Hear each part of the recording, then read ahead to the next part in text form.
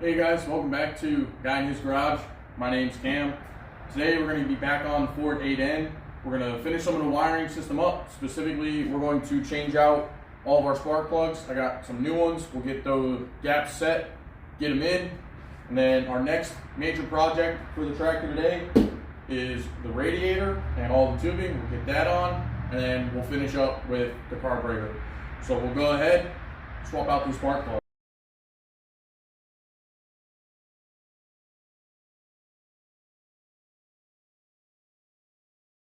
Okay guys, we got our spark plugs swapped out. Only thing to note is when you're putting in new spark plugs, make sure you look up your gapping spec. You want to make sure that you set it to the proper gap. I went ahead, before I put them in, I went ahead and took my gapping tool and just made sure that our gap was set to 0.025. That's what these tractors call for, so that's what I set it to.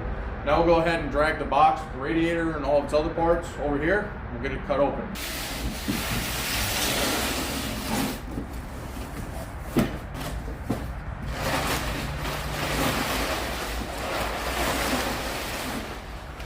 Do a pretty nice job packaging this stuff.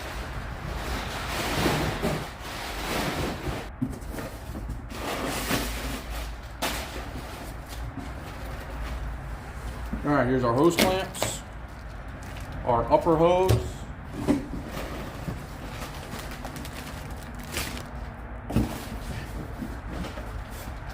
our lower pads, and our lower hose.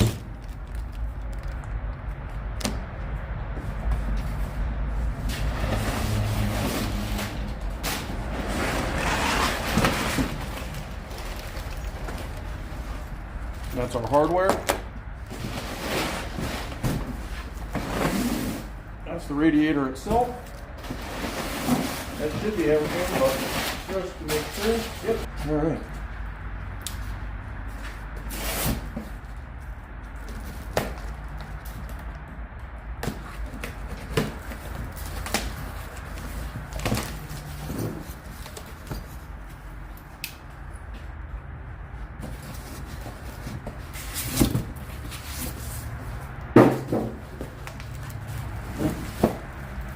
Go. I'll be honest with you guys, I'm pretty impressed with how this company packaged this. The radiator was inside its own box with styrofoam cap and bottom. You even have this, like, they have cardboard on both sides of the radiator to help protect it. Comes in a plastic bag. Caps on both the inlet and outlet, and then the box that this came in had all kinds of paper, cardboard like stuffing to help protect it all. So I'm actually pretty impressed with how this is packaged. So now what we'll do is I'll get the radiator out of this bag and figure out exactly how it bolts. It's not exactly the same, I don't believe, but we'll go ahead and figure that out and get this mounted up.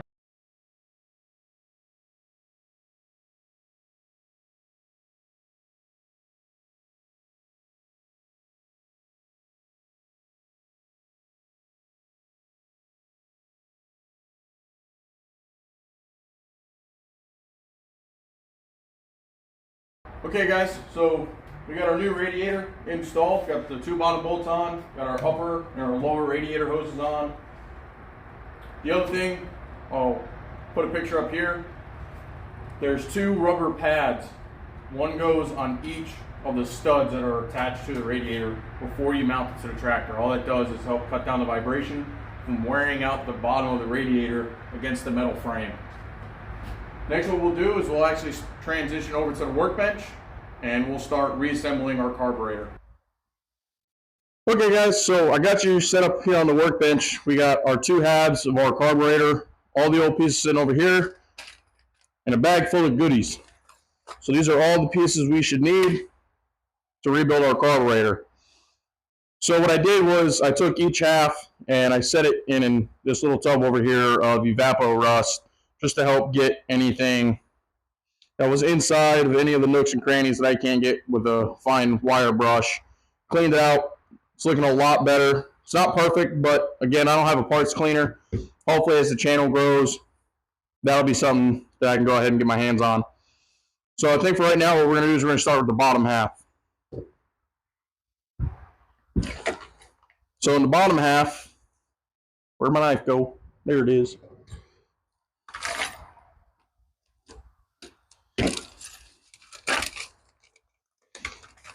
What's actually nice is this has instructions on where everything goes. In case you're like me and this is only the second or third carburetor I've ever rebuilt, gives you a quick diagram and the part number breakdown actually of how everything goes back together. Leave that right there for a reference if we need it. Okay guys, we're going to start with the bowl of our carburetor. So off camera, I put in our drain plug. This one particularly takes 7/16 wrench, tighten it up in there, don't need to go super crazy, and I put in our bottom plug. Next thing we got to do is we got to put in this little brass retainer piece in here. So it just recesses in there. All I'm going to do is I'm just going to take a dead blow hammer. I'm just going to lightly tap.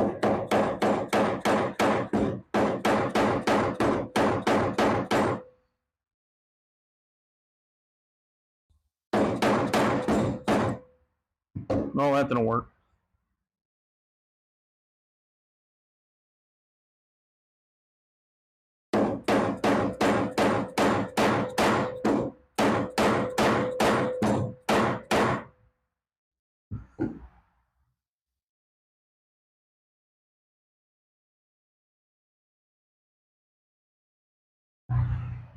Just gonna lightly tap it in there, guys, like so. Then I'm gonna take our choke rod, put it through with the spring already on it. The hook piece here on the spring attaches to the bottom of the arm. It goes in. The hook piece goes around that little dowel, and then you want to rotate the arm until it just goes past that rod. Make sure your choke rod is pushed in, and then you want to set the arm on that little dowel. Next thing you want to do is you want to insert your choke plate. This can be a little bit tricky because that dowel has to go in through this little hole here between the two different pieces of the plate. This is going to be a little bit of a tight fit, so just take your time, slowly work it in there.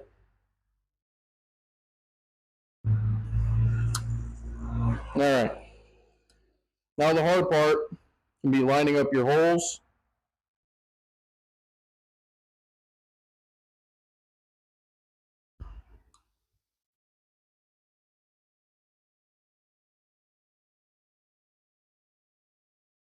All right, our holes are lined up enough. I think we can get our screws started. So I'm using my retaining screwdriver again, like I did when we took the old one off. This just helps me control the screw to help get it started. Once it's started, pull it out of the retaining piece. Now I'm not cranking this screw down because I want to be able to still move that plate a little bit to finish lining up the second hole if I need to.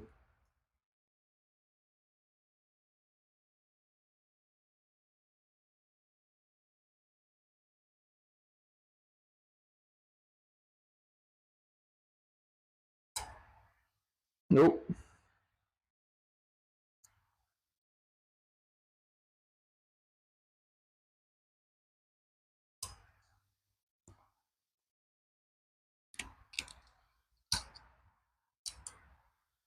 Sometimes it can be a little bit of a pain to get it off of there, guys, but just take your time.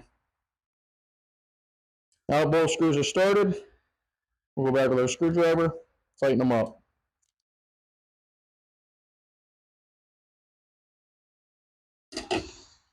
Next, we're going to want to insert this piece. Make sure that you have your gasket on here. This is your nozzle. All right. Our nozzle just goes down here into this hole. Make sure that you have your gasket on your nozzle before you put it in there.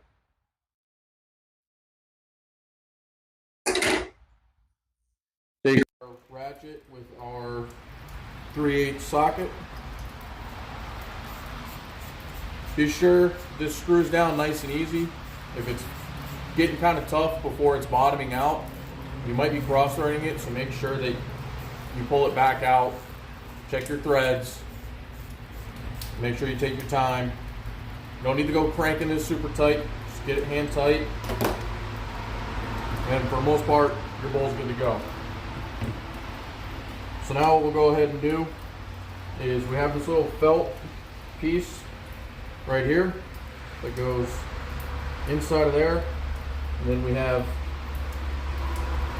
this brass piece that also goes in here and helps retain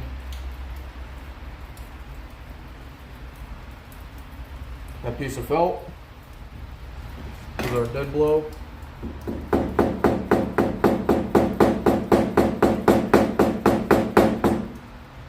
Don't need to go crazy, you just want to get it flush, make sure it's staying in there. And what you'll do, wherever I have it, right here, take your throttle plate, not your throttle plate, take your throttle control rod, stick it in through there.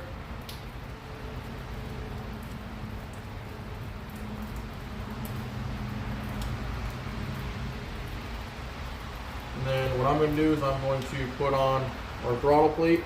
You're going to notice this side there's no numbers, this side there's numbers. The numbers go up towards you.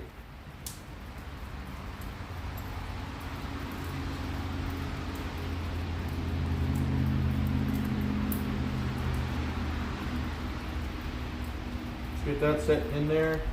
Take our screws, again, using our special screwdriver here.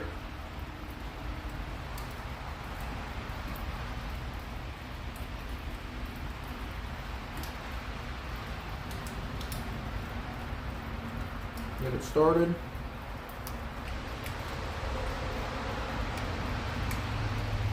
Alright.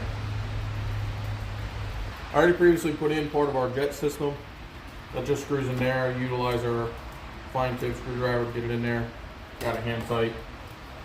So now what I'm going to go ahead and do is I'm going to pull out our needle that's in this little case. Again, making sure that our gasket gets put on here. Put this back over.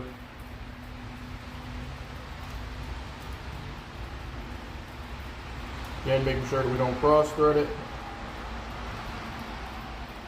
Screw that down in there.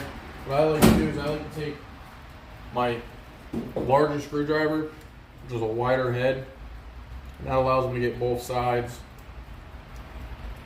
and get it screwed down in there. Again, don't need to go crazy tight, just need to get it hand tight. Now we have that down in there, guys. In here should be, yep, our orifice. I also put this down into our evapor rust, help clean it up.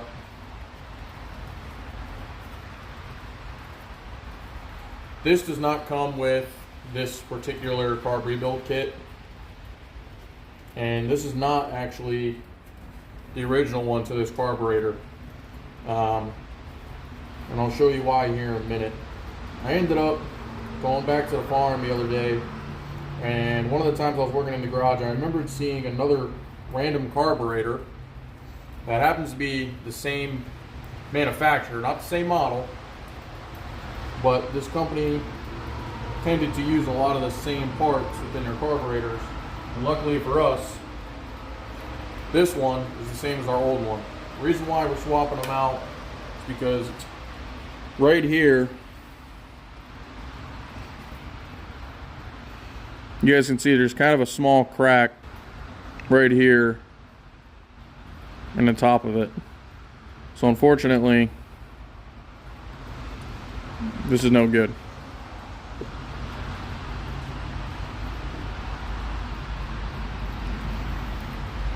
So luckily the other carburetor that I found,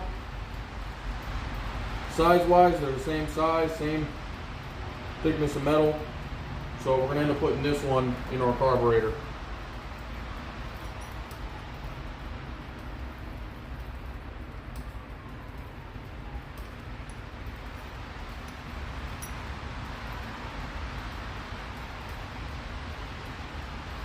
Now what we'll do is we'll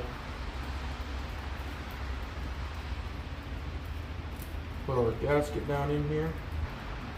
Kind of have to snake it in through the gasket a little bit.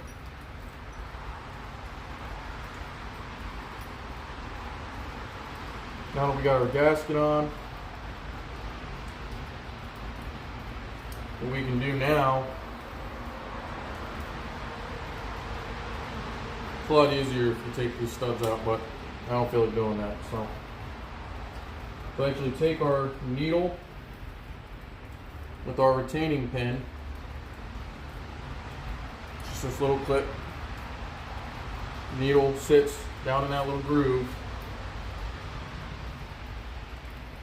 and then these little prongs hang off of our float. So it should look kind of like that. And what we'll do, stick down in there, then we take our retaining rod for our float, stick it in there like so. And what you can see is as our float goes up, it pushes that needle in, which stops the flow of the fuel. That's what keeps your bowl from overflowing. So now what I'm going to do is I'm going to take the bottom half of our carburetor, and it would help if I try to put it on right. Okay, so the problem is, guys, apparently I didn't check that. This face is a little bit bigger than the old one. So what I'm going to do is I'm just going to take a file and I'm just going to lightly shave the sides of this down.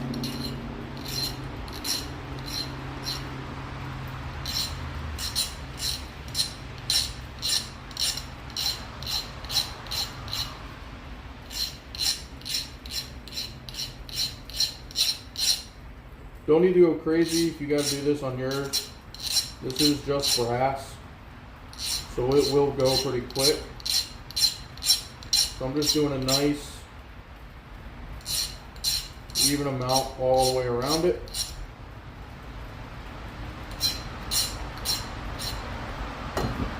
Take a second, stop and check. A little bit more in this one spot right here.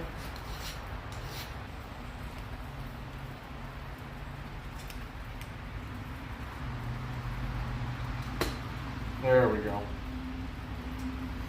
Now that's sitting nice. So now our kit actually came with brand new bolts. So we'll get those in there.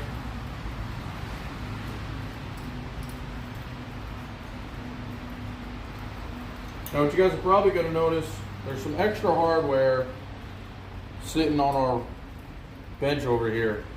What I want to point out is this kit is actually designed for 3 or 4 different carburetors, and they're all just a little bit different. So that's where some of these other parts would come into play, is if we had one of the other variations of this said carburetor. So all I'm doing, guys, is I'm just putting these in an X pattern, not going too tight with one. Tighten them all just a little bit at a time so that we get nice even compression on our gasket, and that we don't accidentally twist or bend any of the internals.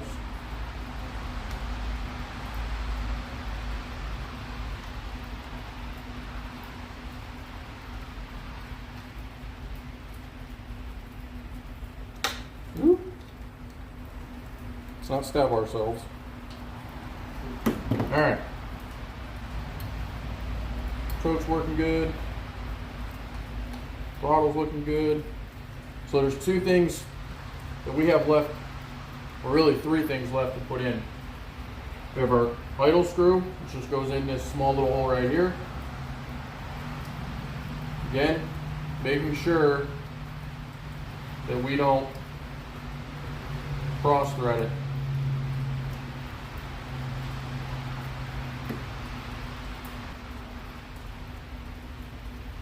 Okay, and then we have our main needle. Super important to make sure you get this in straight. These needles bend very easily.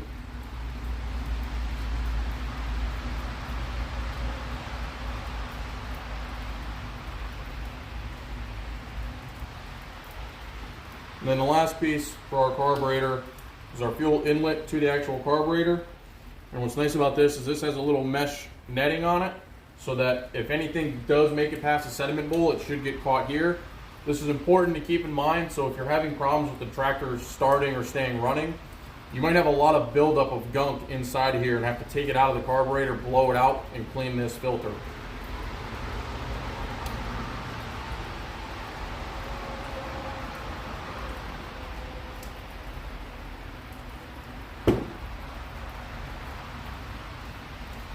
And just like that, guys, our carburetor is rebuilt. So now what we'll do is we'll take our nuts and our washers, and we'll go get it back installed on the tractor.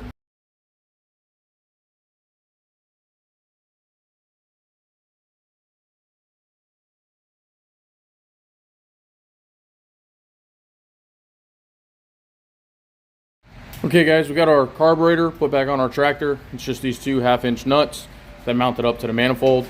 The other thing we did is we hooked up our choke kit.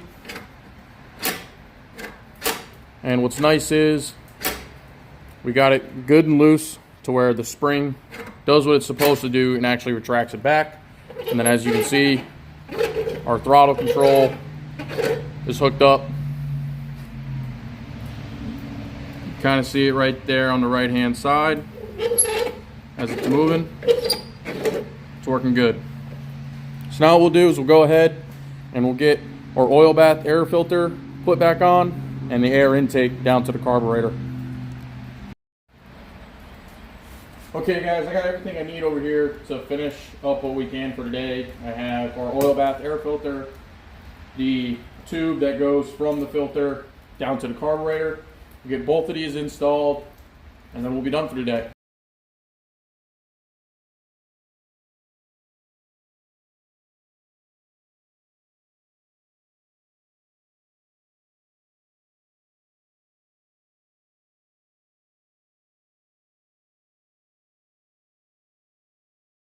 Okay guys, so that's all we got for today. Unfortunately, until Tuesday, I hope, we're kind of out of parts. Really the last thing that we need is our new distributor. Once we have our new distributor, what we can do is we can put the hood back on it, get some fuel in the tank, and get this baby fired up and running. And then we'll find out if she'll move on her own power or not. That's the only thing I'm not sure about. But that's a later problem. Unfortunately, you probably will notice in this video that the audio is kind of spotty. I tried out these mics. They're kind of on the cheaper side. I was having issues with the receiver that plugs into the phone. It kept on dying on me even though I charged it.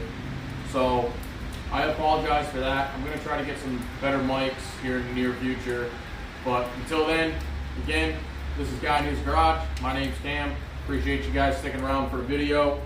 If you liked it, go ahead and go down there and hit that little thumbs up button for me. Really appreciate it. It helps me and the channel out. And again, if you're feeling crazy, maybe you should subscribe to the channel. Otherwise, thanks for coming. See you later.